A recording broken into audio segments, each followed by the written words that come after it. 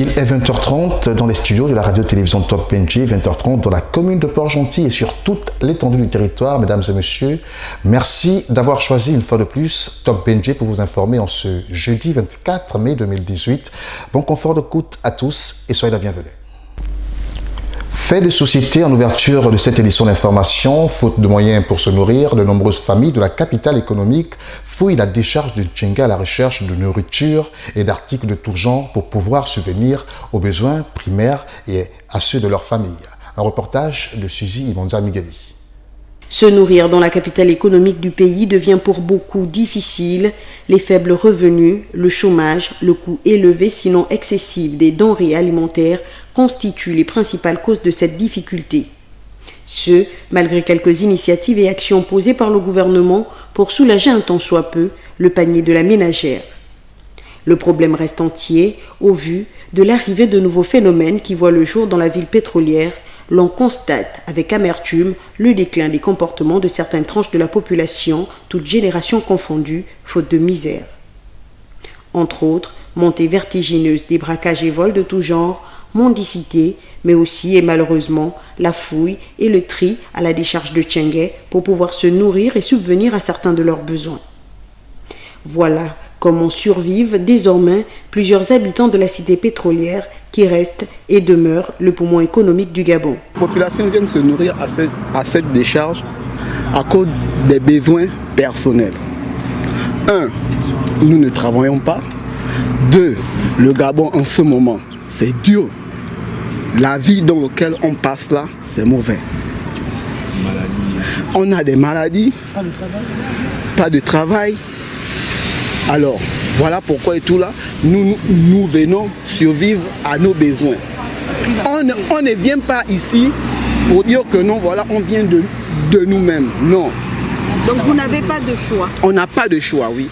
Et à partir de ce moment, qu'est-ce que vous retrouvez dans ces décharges? Est-ce que vous retrouvez de la nourriture, des articles ménagers? Qu'est-ce que vous faites? Bon, il y a certaines personnes qui viennent ici, rien que pour la nourriture.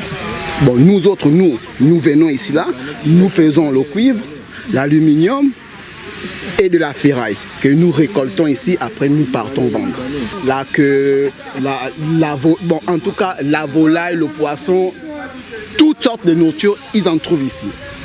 De nos jours, en fait, les réalités de la décharge de Tchenga sont celles-ci. Les habitants environnants sont voués à être ici. Auprès de 2 à 3 km, tous les 3 km environ se rendent ici là. Tous vivent, basent ici, que ce soit les vêtements, que ce soit la nourriture, que ce soit les immobiliers, les électroménagers, tous, on retrouve ça ici. Alors, nous sommes en moyenne centaines de personnes, centaines. Ouais. À être là jour et nuit, on va dire, hein, parce que après la nuit tombée, il y a d'autres qui viennent là la nuit, parce qu'il y a des camions qui travaillent la nuit. Ils viennent aussi la nuit, retrouvent un peu les recyclages, un peu de cuivre, un peu d'aluminium. Premièrement, la survie. Premièrement, la survie, le moyen de survivre. Il vaut mieux être ici, venir chercher ici, que de se retrouver entre midi et 2, ou bien je sais pas, entre minuit et 2, chercher à braquer, voler. Voyez un peu. Non, en ce moment, on est prêt, on va dire maintenant, 5 ans à 6 ans, on est dans la merde. Excusez-moi du terme, hein, mais on est vraiment dans la merde. C'est grave. L'heure est grave. Faire le tri des ordures pour vivre, voilà à quoi sont désormais réduits plusieurs pères, mères et même enfants pour vivre. Munis des gants et chaussures usées, et quelquefois même à main nue, ils bravent chaque jour, de nuit comme de jour, les dangers liés aux hautes piles d'ordures à la recherche de la vie. Car il faut le rappeler, pour ceux qui l'ignorent, que les montagnes d'ordures à la décharge de Tchenga sont brûlées chaque jour pour réduire plus ou moins ces déchets. Mais également que des reptiles, à l'exemple des pitons, y ont élu domicile, tout comme les rats, les cafards, pour ne citer que cela. C'est contre tous ces dangers que luttent les hommes de la poubelle, comme on les appelle, pour vivre. Vivement que des solutions soient trouvées pour ces nombreuses familles qui ne savent plus certainement à quel sein se vouer. J'espère bien que les autorités portgentillaises prendront la mesure de cette situation. Parlons toujours des maux qui minent le quotidien des populations gabonaises et port-gentillaises en particulier.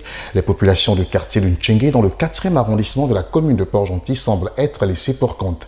Et pour cause, odeurs nauséabondes, moustiques, rats, infections de tout genre sont là le supplice auquel sont confrontés les riverains de ce quartier du fait de la prolifération des tas d'ordures. Jean-Jacques Rovaria, Djodji.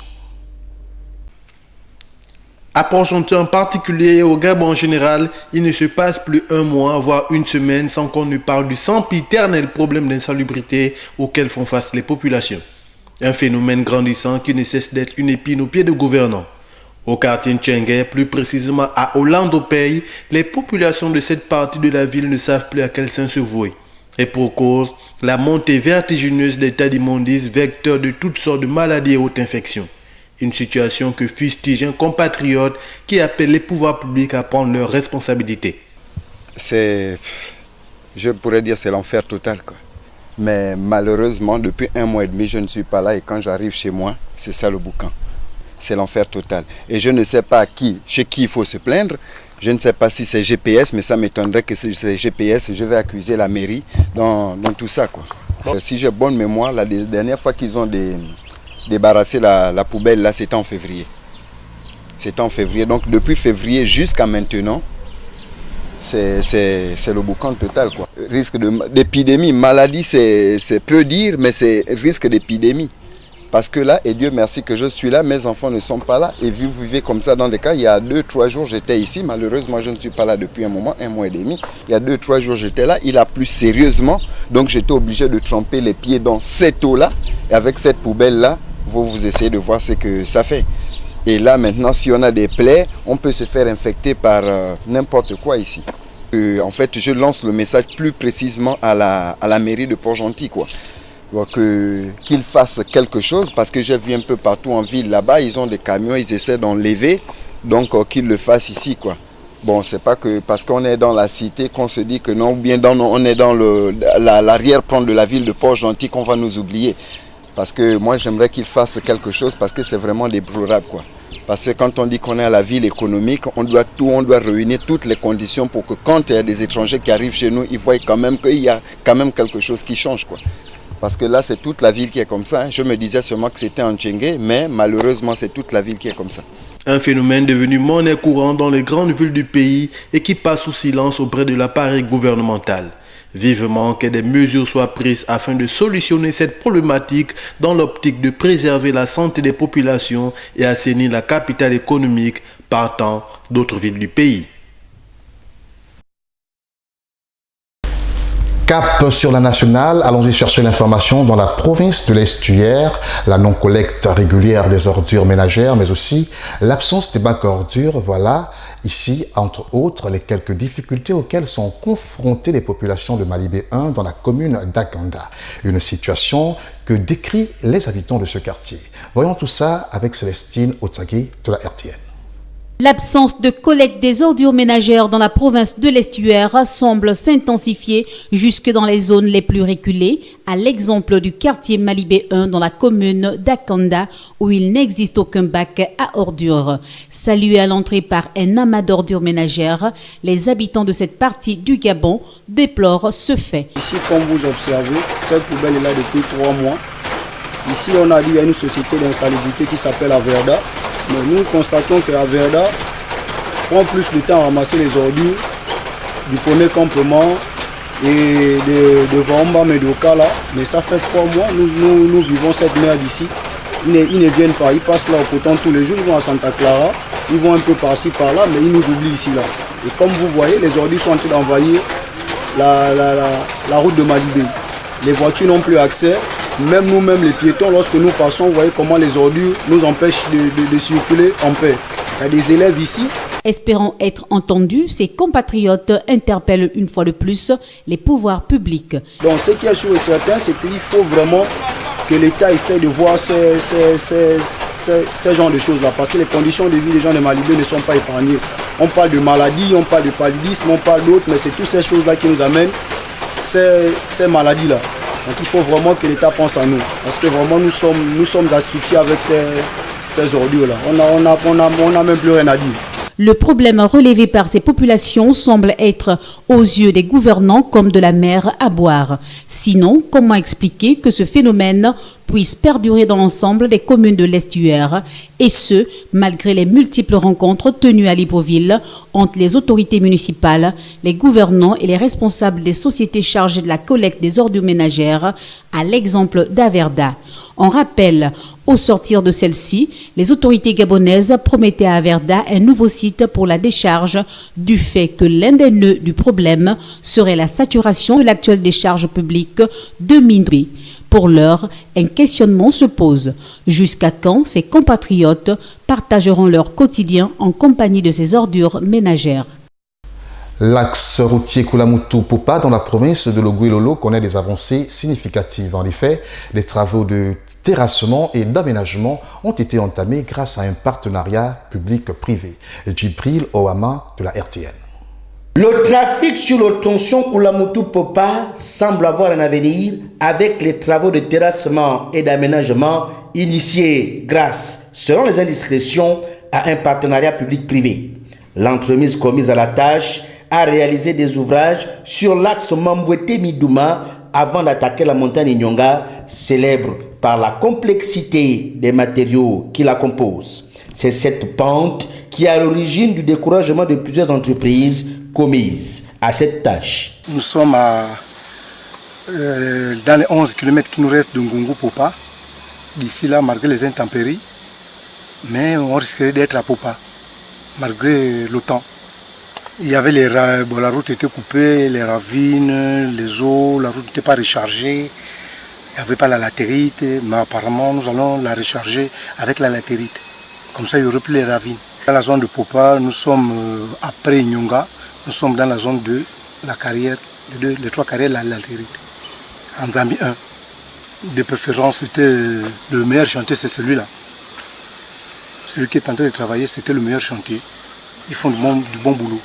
La difficulté, il y avait trop de montées, et puis là-bas, il y avait 11 km. C'était trop, il y avait trop de montagnes. Les collines, pareil. Or ici, la difficulté, c'est Nyonga. En partant vers Popa, c'est Matigna. Mais on est en train d'affronter Matigna. On l'a déjà affronté. Aux dernières nouvelles, les équipes seraient arrivées à Popa après la première phase de terrassement qui donnera droit à l'exploitation de la carrière de gravier et de latérite située entre les villages Nzambi 1 et Ngungu.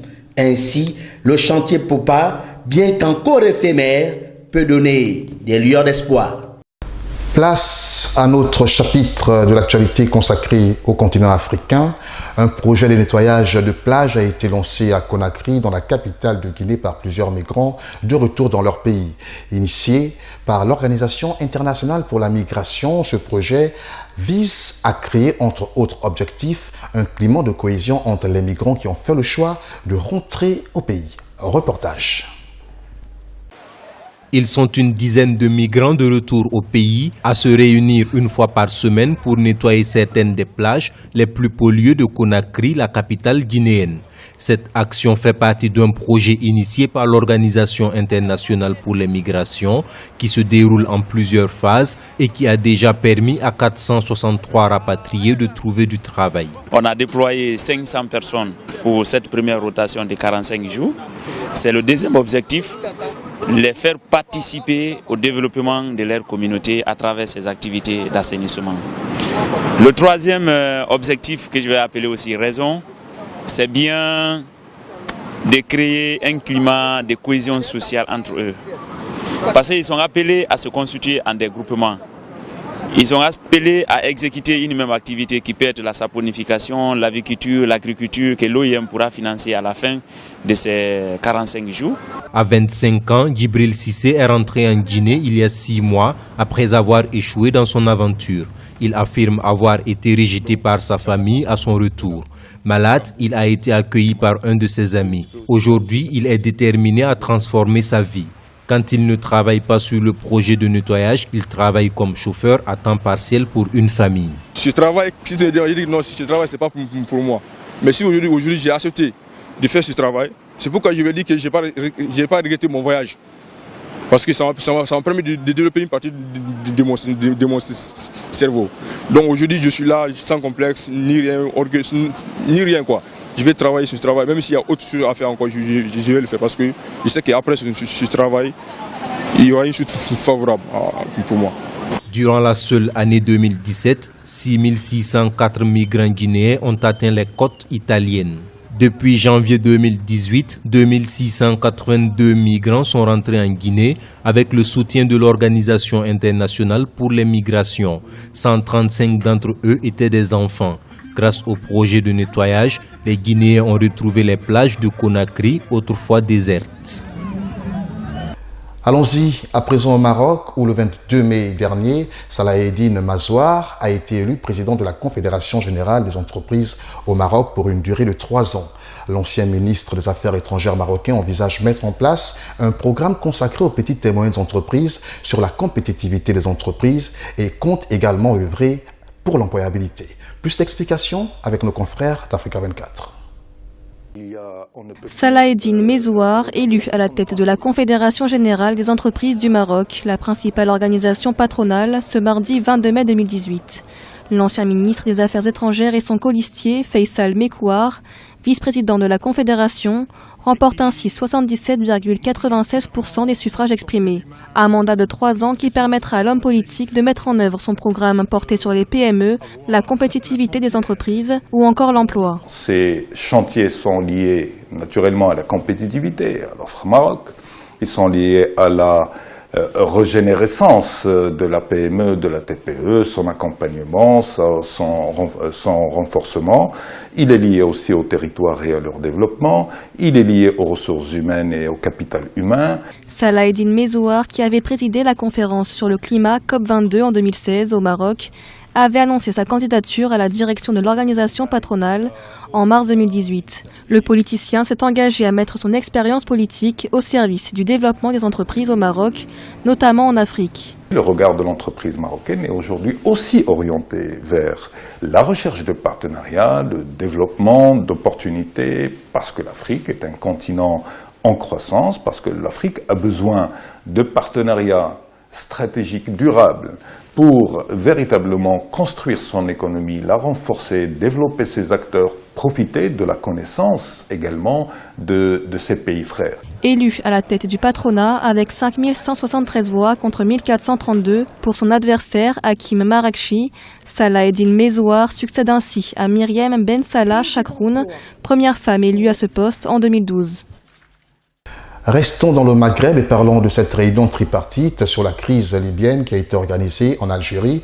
Et on prépare à cette réunion 3 pays du Maghreb, à savoir l'Algérie bien sûr, la Tunisie, avec pour objectif aider la Libye à sortir de la guerre civile qui sévit ce pays depuis un peu plus de 3 ans déjà. Reportage. Les pays voisins au secours de la Libye, concernés par l'instabilité qui sévit dans ce pays, l'Algérie, la Tunisie et l'Égypte approuvent la feuille de route de paix des Nations Unies pour la Libye. Un projet constitué de plusieurs étapes institutionnelles adoptées le 10 octobre 2017 par le Conseil de sécurité. Donc ces 3 pays-là ont connu l'expérience horrible de l'exportation, non seulement du terrorisme, mais des armes, mais des produits interdits, et tout ça. Donc tout le monde a intérêt à ce que la Libye redevienne un État de droit et que les Libyens et les Libyennes soient rassurés. Le problème est que on ne peut pas envisager que la Libye redevienne un État de droit seulement en pensant à son propre intérêt. Cette réunion tripartite qui s'est tenue dans la capitale algérienne s'est conclue par la publication ce mardi 22 mai d'un communiqué final. À l'unanimité, les ministres des Affaires étrangères des 3 pays ont exhorté les protagonistes à aller vers un dialogue inclusif. Les 3 ministres des Affaires étrangères ont exhorté les parties libyennes à assumer pleinement leurs responsabilités et à poursuivre de bonne foi leur adhésion à la concrétisation de ce processus à travers la réalisation d'un consensus élargi conduisant à une réconciliation nationale globale. Il s'agit de la 4e réunion consultative que les 3 ministres des Affaires étrangères ont tenue après celle d'Alger en juin 2017, du Caire en novembre 2017 et de Tunis en décembre 2017, avec comme objectif aider la Libye voisine à sortir de la guerre civile qui sévit dans le pays depuis plus de 7 ans. Avec maestria, cette édition d'information a été une fois de plus réalisée par Casto Chibozo. J'ai eu le plaisir de vous l'avoir présenté. L'ensemble de la rédaction se joint à moi pour vous dire merci. Restez câblés sur les programmes de la radio-télévision Top NG parce que assurément ailleurs, vous serez dessus. Je vous retrouve demain à la même heure sur les mêmes antennes. Au revoir.